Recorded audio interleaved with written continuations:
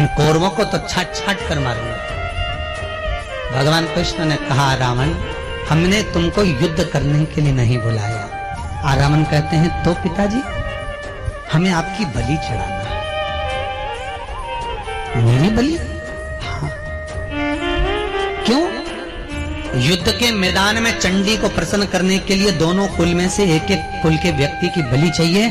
कौरव अपने भाई को भेज रहे हैं, हमारे पास कोई नहीं, 5 में से एक मर गया तो इसलिए बलि तुम्हारी। तो रावण कहता, दादा बलि चढ़ने को तैयार हूं, मैं मरने को तैयार हूं, मैं अभी मर जाता हूं, बलि चढ़ जाता हूं। पर भगवान कृष्ण से रावण कहता है, दादा दिक्कत इतनी सी है कि मैं कुंवारा हूं, और यदि कुंवारी अवस्था में मर गया ना दादा, तो ना तो मुझे श्राद्ध में पिंड मिलेगा, ना मुझे तर्पण मिलेगा, ना मुझे जल मिलेगा। बहुत ध्यान देना महाराज, इस शिवपुराण की कथा में शास्त्र कहता है कि कुंवारी अवस्था में यदि कोई मर जाता है तो ना तो उसको पिंड लगता है, ना उसको तर्पण लगता है, ना श्राद्ध में ब्राह्मण का भोजन लगता है, ना गौ माता की रोटी लगती है, ना कौवे की कागल लगती है, ना धूप लगती है। क्यों? क्योंकि वो कुंवारी अवस्था में मरा है। रावण कहता है, अगर मैं कुंवारी अवस्था में मर गया तो ना तो मुझे पिंड मिलेगा, ना तर्पण मिलेगा, ना मेरी तिलांजलि होगी, और मैं प्रेत की योनि में भटकता रहूंगा। कुंवारी अवस्था में मरने वाले की मुक्ति नहीं होती साहब, चाहे वो जन्म लेने के बाद में 9 महीने के बाद बच्चा हो, कुंवारी अवस्था में जो मर गया। इसलिए शास्त्र कहता है, विवाह होकर चले जावे तो कम से कम पिंड तर्पण गया सब तो हो जाए, पर जो कुंवारी अवस्था में मर गया उसका क्या भाग। कई लोग कहते हैं, महाराज जी भागवत करा देने से पितर तर जाते हैं। हम भी कह रहे हैं भागवत करा देने से पितर तर जाते हैं, पर आहूत कैसे तरेंगे?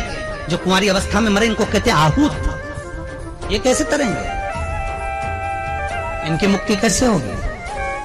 शिव महापुराण की उमा खंड में लिखा है कि केवल एक शिव महापुराण ऐसा तत्व है कि कोई अगर कुंवारी अवस्था में 7 गांव, जिस गांव में शिव पुराण होती है उसके 7 गांव में भी अगर कोई कुंवारी अवस्था में मर गया होता है, और 7 गांव का व्यक्ति में से कोई एक व्यक्ति भी शिव पुराण की कथा में जाकर बैठ जाता है तो उसका पूरे गांव के कुंवारे तर जाते हैं साहब, अगर कोई कुंवारी अवस्था में भी चले गया है। इसलिए शिव महापुराण की कथा कहती है कि सबसे ज्यादा शिव महापुराण की कथा में माताओं को जाना चाहिए। क्यों? ऐसी कोई नारी नहीं जिसके गर्भ में 2 महीने का, 3 महीने का, 4 महीने का, 6 महीने का कहीं बच्चा ना चले गया हो, कहीं बहू का, कहीं बेटी का, कहीं कुटुंब का, कहीं कबीले का, कहीं रिश्तेदार का, कहीं माई का पक्ष, कभी ससुराल पक्ष में किसी का अगर जीव चले भी गया हो, कोई कुंवारी अवस्था में 2-4 महीने का बनकर नष्ट भी हो गया हो, तो उसका मुक्ति हो जाए। और जब माताएं कथा सुनती हैं तो उसका भाग उस कुंवारी अवस्था वाले को प्राप्त हो जाता है और वो तर जाता है, उसकी मुक्ति हो, मोक्ष होता है। शंकर एक बहुत सुंदर बात कहेंगे, पहले की शिव महापुराण में ये चरित्र नहीं आया तो आप ध्यान से सुनिएगा। 16 श्राद्ध में, श्राद्ध पक्ष में, घर में अगर गंगा का जल हो, आपके घर में अगर गंगा जल रखा हो, श्राद्ध पक्ष में तुलसी के क्यारे के पास में एक छोटी सी कटोरी रखकर घर का कोई भी व्यक्ति, चाहे महिला हो, पुरुष हो, पुत्र हो, पुत्रवधू हो, बच्चे हों, कोई भी हथेली में गंगा जल लेकर अपने पूर्वजों का स्मरण करता, और वो गंगा जल काशी विश्वनाथ के नाम से अपने पूर्वजों का नाम लेकर वो कटोरी में अगर 5 बार या 7 बार छोड़ देता है तो उसके पूर्वजों को पिंडदान और तर्पण की जरूरत नहीं पड़ती, उनको मोक्ष प्राप्त हो जाता है। अगर आपके घर में गंगा जल रखा हुआ हो तो वैसे तो मुझे विश्वास है कि हैदराबाद के नगर में भले आप रह रहे हो, भले आप भाग्यनगर में रह रहे हो, पर इतना विश्वास तो है कि सबके घर में गंगा जल जरूर होगा। इतना विश्वास तो मैं कह सकता हूं और कर सकता हूं कि सबके घर में होगा गंगा जल।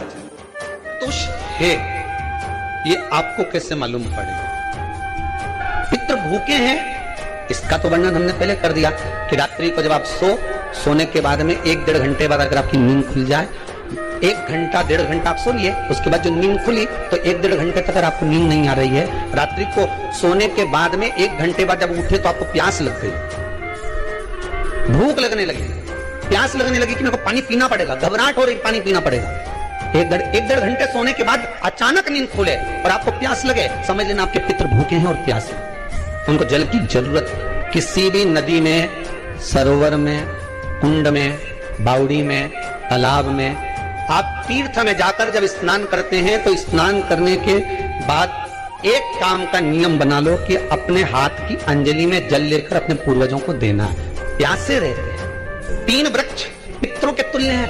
पहला पीपल, दूसरा वट वृक्ष, तीसरा बेलपत्र का वृक्ष। ये पितरों के तुल्य हैं। अगर आपको रात्रि में नींद नहीं आ रही है, ऐसा लगता है कि रात्रि को 1 घंटा 1.5 घंटा सोने के बाद कुछ गलत विचार आने लगते हैं, नींद सुबह 3 बजे तक 4 बजे तक नहीं आती, 4 बजे के बाद फिर नींद आती है, तो एक प्रैक्टिकल जरूर कर देखना। एक प्रैक्टिकल करने में क्या जाता है, प्रयास करने में क्या कुछ जाता है क्या? प्रैक्टिकल कर देखना कि कहीं सीवर वाला हमारा झूठ तो नहीं बोल रहा, तो प्रैक्टिकल करने में कुछ नहीं जाए।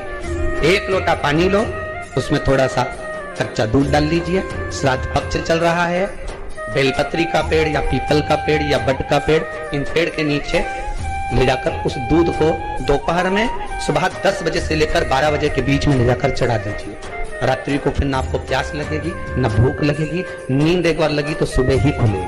प्रैक्टिकल करने में क्या जाता है? पानी डालने में तुम्हारा कुछ जाएगा? अरे बोला तो सही, हम 10 रुपया का दूध जरूर उसमें, और तुम इतनी चतुर हो, इतना सारा दूध थोड़ी डालोगे, इतना दूध कहाँ तुम इतना डालने वाले हो? बहुत चतुर लोग हो संसार में हो। भले पूजन पाठ नहीं करे, पर कहीं एकदम मिलने आ जाए ना, क्या अम्मा जी क्या पाठ कर रही है, फिर वो भी बैठ गई तुरंत, अभी तो सोई थी। प्रैक्टिकल करने में क्या जाता है? कुछ भी नहीं बिगड़ेगा, ये तो बस जल डालोगे तो तुम्हारा ही कुछ अच्छा हो सकता है, बाबा की कृपा। 3 वृक्ष पितरों के तुल्य हैं। पहला जम के बोलिए पीपल, दूसरा बट वृक्ष, तीसरा बेलपत्री का वृक्ष। 3 पीपल के वृक्ष में 52,000 ब्राह्मण एक साथ निवास करते हैं, इसलिए पितृतुल्य। बट वृक्ष ब्रह्मा जी के मस्तक से बना, इसलिए पितृतुल्य। और बेलपत्री का वृक्ष माता पार्वती जी के अश्रु से बना। जब आंसू गिरे थे माता जगत जननी जगदम्बा पार्वती के, उस समय पर पितृलोक में हलचल उत्पन्न हो गई थी। हमारी नातियों की आंख में आंसू कैसे आ गए? मैनावती की पुत्री है, पितरों की नाती, इसकी अश्रु कैसे गिर गए? पार्वती जी ने कहा ये आंसू नहीं, मेरा पुण्य भाग प्रकट करती हूं बेलपत्री के रूप में। तो पितरों ने वर दिया था कि ये बेलपत्री का वृक्ष हमारा आशीर्वाद है, इसके नीचे अगर कोई दीप लगाता है, शिव को स्पर्श कर चढ़ाता है, उसके पितरों की शांति होगी, हम स्वयं उसको आशीर्वाद देने के लिए पधारेंगे। बेलपत्र का वृक्ष। तो रात्रि को अगर भूख लग रही है, प्यास लग रही है, तो पितृदोष। दूसरा पितृदोष का लक्षण बताया, घर में कोई शुभ कार्य ना हो, वंश की वृद्धि ना हो, 1 रुपए कमाओ, 1.25 रुपए खर्च हो रहे हैं, पैसा 10 जगह से कमाई आ रही है पर घर में टिक नहीं पा रही है, आया गया, पितृदोष। जरा सी कटोरी पड़ी है, उसके पीछे विवाद चालू हो जाए, पानी ढुल गया उसके पीछे विवाद हो जाए, या छोटी छोटी बात में घर में क्लेश मचा हुआ है, पितृदोष है। समझ लो हमारे पूर्वज हमसे खुश नहीं है, प्रसन्न नहीं। कोई कहता है गुरुजी श्राद्ध बड़े बेटे को करना चाहिए कि छोटे को करना चाहिए? शिव महापुराण की कथा कहती है, अगर जायदाद का पूरा हिस्सा बड़े ने लिया हो और तुमने अपनी माता का दूध ना पिया हो तो एक ही को कर लेने दो। अगर माता का दूध पिया है और अगर एक अंगूठी भी ली है, जरा सा एक कपड़ा भी अगर सास का लिया है, तो श्राद्ध तो तुझे करना ही पड़ेगा, करना ही पड़ेगा। तूने मेरा दूध पिया है तो बिल्कुल जम के तो बोलो। अगर तुमने उनका कुछ खाया है तो एक काम और हो सकता है, गुरुजी वो श्राद्ध अगर हम नहीं करें और बड़े भैया करें और हम उन्हीं के यहाँ चले जाएं तो चले जा, मना कौन कर रहा है? पूड़ी का तेल तू ले जा, खीर का दूध 2 थैली तू खरीद के ले जा, जितना वहां वो सेवा करे उतनी सेवा तुम करो। गलत है क्या? जायदाद का भी तो हिस्सा किया था, सुई की नोक के बराबर नहीं दूंगा, ये इधर खसकी है तुम्हारी इधर खसका दीजिए। हमारी वसीयत में इतना लिखा है तो फिर वसीयत में ये भी लिख के जाना चाहिए। तब मैं तो क्यों सबके डरो मती रहे एक भी। जब छोरा छोरी के जब सब सामान प्रॉपर्टी दो ना, जमीन दो ना, जायदाद दो ना, सारा सामान छोरा छोरी के दो, तो उनके लिख के भी जाओ कि हमारी श्राद्ध कर दे। अच्छा तो नहीं तो भूतड़ी बन के सताऊंगी। श्राद्ध करो। कितना दिया तुमको, बोलो ईमानदारी से बोलना, कितना दिया? ढेरों। और एक बात बहुत अच्छे से कहूंगा, आप लोगों के जीवन में उतरे। अगर मायके में भाई, मायके में भाभी, मायके के लोग अगर आपके माँ बाप का श्राद्ध नहीं करते हैं तो बेटी भी अपने माता पिता का श्राद्ध कर सकती है। उसने भी दूध पिया है अपने माता पिता का, पर वो श्राद्ध का भोजन कौन कराएगा? बेटी का पुत्र हो, बेटी की पुत्री हो, वो करा। और नाम वो नाना नानी का ले करे। अगर वो नहीं कर रहे हैं, वो नहीं समझते, वो नहीं जानते, तो आप करो तो करे। दो भाग होते हैं।